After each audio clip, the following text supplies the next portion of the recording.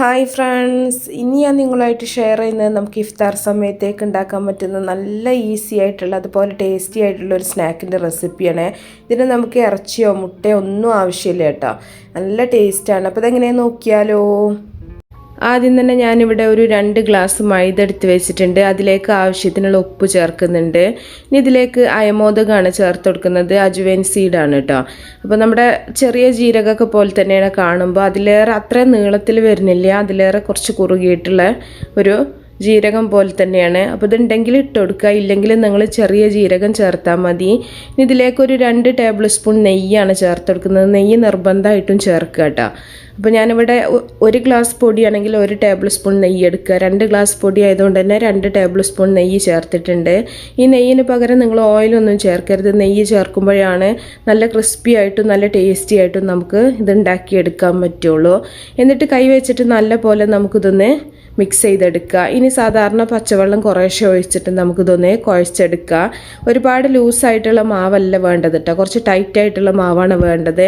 അതുകൊണ്ട് തന്നെ കുറേശ്ശെ വെള്ളം ഒഴിച്ചിട്ട് നമുക്കൊന്ന് മിക്സ് ചെയ്ത് നോക്കിയിട്ട് പാകത്തിനൊന്ന് കുഴച്ചെടുത്താൽ മതി. വെള്ളം കൂടിപ്പോയിട്ടുണ്ടെങ്കിൽ പിന്നെ പൊടി ഇട്ട് കൊടുക്കുമ്പോൾ ആ നെയ്യിൻ്റെ അളവൊക്കെ ഒക്കെ കറക്റ്റ് അല്ല ഉണ്ടാവും കേട്ടോ. അതുകൊണ്ട് കുറേശ്ശെ വെള്ളം ഒഴിച്ചിട്ട് ഇതുപോലെ ഒന്ന് കുഴച്ച് വെക്കുക. ഇനി ഇതിലേക്കുള്ള ഫില്ലിംഗ് റെഡിയാക്കാൻ വേണ്ടിയിട്ട് ഒരു പാൻ അടുപ്പത്ത് വെച്ചിട്ട് കുറച്ച് ഓയിൽ ഒഴിച്ചിട്ടുണ്ട്. അതിലേക്ക് ഒരു 1/2 ടീസ്പൂൺ ചെറിയ ജീരകം ഇട്ടെടുത്തിട്ടുണ്ട്. ജീരകം ഒന്ന് പൊട്ടി വരുന്ന സമയത്ത് ഒരു ചെറിയ സവാള അരിഞ്ഞത് ചേർക്കുന്നുണ്ട്. ഞാനിവിടെ പറയുന്ന അളവിനേക്കാളും നിങ്ങൾക്ക് കൂടുതലൊക്കെ ഉണ്ടാക്കണമെന്നുണ്ടെങ്കിൽ അതിനനുസരിച്ച് നിങ്ങൾ കൂടുതലായിട്ടൊക്കെ എടുക്കുക കേട്ടോ. ഇനി ഉള്ളി നമ്മളൊന്ന് വഴറ്റിയെടുക്കുന്നുണ്ട്. ഒരുപാട് ബ്രൗൺ കളർ ആക്കേണ്ട ആവശ്യമൊന്നുമില്ല. ചെറുതായിട്ടൊന്ന് വഴന്ന് വരുന്ന സമയത്ത് ഒരു 1/2 ടീസ്പൂൺ മഞ്ഞൾപ്പൊടി, അതുപോലെ നിങ്ങളുടെ എരിവിന് ആവശ്യമായിട്ടുള്ള മുളക് പൊടിയൊക്കെ ഓരോരുത്തരുടെ എരിവിനനുസരിച്ചിട്ട് ചേർക്കുക കേട്ടോ. ഇനി ഒരു 1/2 ടീസ്പൂൺ ഗരം മസാലയും കൂടെ ചേർക്കുന്നുണ്ട്. എന്നിട്ട് നമ്മൾ ചെറിയ തീയിൽ ഇതൊന്ന് വഴറ്റിയെടുക്കുന്നുണ്ട്. ഞാനിവിടെ അധികം സ്പൈസി അല്ലാണ്ടാണ് ചെയ്യുന്നത് കേട്ടോ. അപ്പോൾ നിങ്ങൾ ചെയ്യുമ്പോൾ മുളക് പൊടിയൊക്കെ നന്നായിട്ട് നിങ്ങൾക്ക് ചേർത്ത് കൊടുക്കുക. എന്നിട്ട് നമ്മൾ ഒരു 2 ഉരുളക്കിഴങ്ങ് പുഴുങ്ങി പൊടിച്ചെടുത്തിട്ടുള്ളതാണ്. അപ്പോൾ ഞാനിവിടെ 2 ഉരുളക്കിഴങ്ങാണ് എടുത്തിട്ടുള്ളത്. ഇനി ഇതിലേക്ക് ആവശ്യത്തിനുള്ള ഉപ്പും കൂടെ ചേർക്കുന്നുണ്ട്.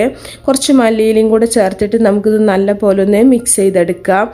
അപ്പോൾ ഞാനിവിടെ ഉരുളക്കിഴങ്ങ് വേവിച്ചപ്പോൾ കുറച്ച് ഉപ്പിട്ടിട്ടാണ് വേവിച്ചിട്ടുണ്ടായിരുന്നത് കേട്ടോ. അപ്പോൾ അതിന് നോക്കിയിട്ട് അതിന് പാകത്തിന് നിങ്ങൾ ഉപ്പ് ചേർത്താൽ മതി. ഇനി ഇതിൽ കറിവേപ്പില വേണമെങ്കിലും നിങ്ങൾക്ക് ചേർത്ത് കൊടുക്കുക. നമ്മളൊരു പഞ്ചാബി സ്നാക്ക് ആയത് കാരണം തന്നെ ഇതിന് മല്ലിയില മാത്രമാണ് ചേർക്കുന്നത്. എന്നിട്ട് നല്ല പോലെ ഒന്ന് ഉടച്ചിട്ടൊന്ന് മിക്സ് ചെയ്തെടുക്കുക. ഇത്രയേ ഉള്ളൂ. തീ ഓഫ് ചെയ്യുക കേട്ടോ. നമുക്ക് ഒരുപാട് സമയമൊന്നും നമുക്ക് ഇതിന് ആവശ്യമില്ല. വളരെ ഈസി ആയിട്ട് നമുക്ക് ഉണ്ടാക്കിയെടുക്കാൻ പറ്റും ഈ ഒരു മസാല. അപ്പോൾ മസാല റെഡി ആയിട്ടുണ്ട്.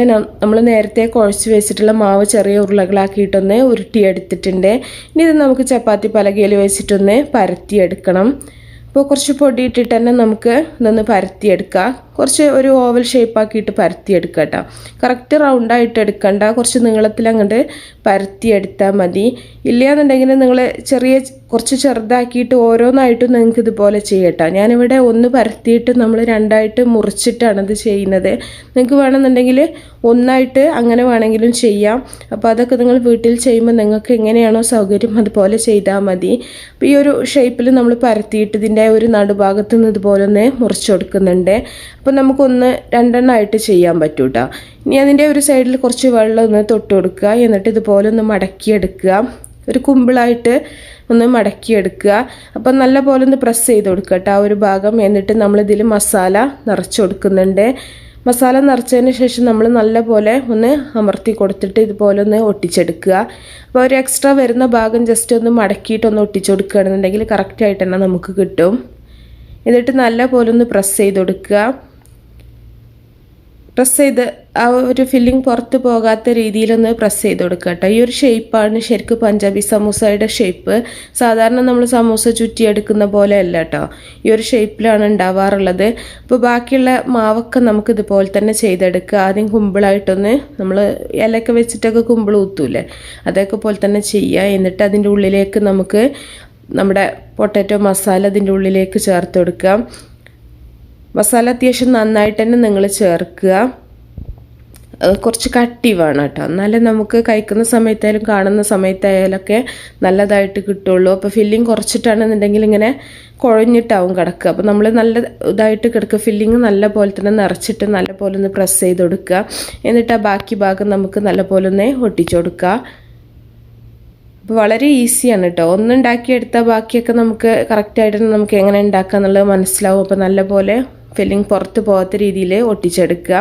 ഇനി നമുക്കിത് നല്ല ചൂടായിട്ടുള്ള ഓയിലിൽ ഫ്രൈ ചെയ്തെടുക്കാം. അപ്പോൾ ഓയിൽ തന്നെയാണ് ഞാൻ ഫ്രൈ ചെയ്യുന്നത്. ഒരു പഞ്ചാബി സ്നാക്ക് ആയത് കാരണം തന്നെ വെളിച്ചെണ്ണയിൽ ഫ്രൈ ചെയ്യുന്നേക്കാളും ഓയിലിൽ ഫ്രൈ ചെയ്യാനാണ് ആ ഒരു കറക്റ്റ് ടേസ്റ്റ് നിങ്ങൾക്ക് കിട്ടും. അപ്പോൾ ബാക്കിയെല്ലാം നമുക്കിതുപോലെ തന്നെ ഫ്രൈ ആക്കി എടുക്കാം. അപ്പോൾ നിങ്ങൾക്ക് നോമ്പ് തുറക്കുന്ന സമയത്തേക്ക് ഉണ്ടാക്കാൻ പറ്റുന്ന നല്ലൊരു സ്നാക്കാണ് കേട്ടോ ഒരു ആലു സമൂസ. നമ്മളെപ്പോഴും ചിക്കന്, ബീഫ്, വെജിറ്റബിൾസ്, മിക്സ്ഡ് വെജിറ്റബിൾസൊക്കെ വെച്ചിട്ടാവും സമൂസ ഉണ്ടാക്കിയെടുക്കാറുള്ളത്. അതിൽ നിന്നൊക്കെ വ്യത്യസ്തമായിട്ടുള്ള ഒരു ഫില്ലിങ്ങും ടേസ്റ്റുമാണ് നമ്മുടെ ഈ ഒരു സമൂസക്ക് ഉള്ളത്. അപ്പോൾ എല്ലാവരും ഉണ്ടാക്കി നോക്കുക. ഇഷ്ടപ്പെട്ടാൽ നിങ്ങൾ തീർച്ചയായിട്ടും ലൈക്ക് ചെയ്യുക, അതുപോലെ ഷെയർ ചെയ്യുക. ഒരുപാട് ഇഫ്താർ സ്നാക്കൊക്കെ ഇട്ടിട്ടുണ്ട്. മാക്സിമം സപ്പോർട്ട് ചെയ്യുക. അപ്പോൾ നല്ല റെസിപ്പികളൊക്കെ ആയിട്ട് നമുക്ക് അടുത്തൊരു വീഡിയോയിൽ കാണാം. ഓക്കേ.